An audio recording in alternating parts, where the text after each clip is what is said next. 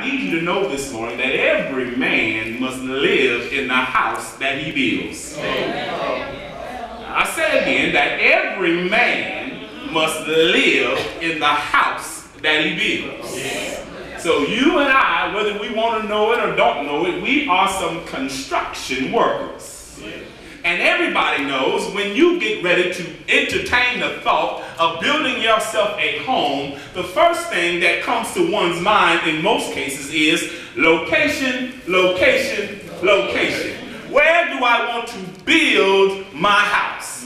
And be careful here because, yes, location is very important.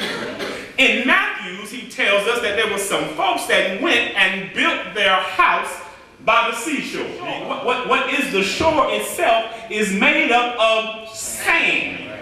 And sand is unstable, it's unreliable, it's shifty, and all of that. And so we need to be careful where we lay, where we put our house.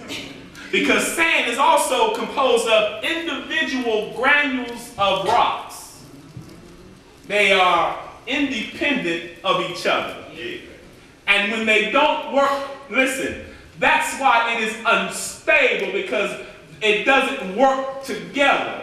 When you get a church of a bunch of folks in the church that is a bunch of sandy folks,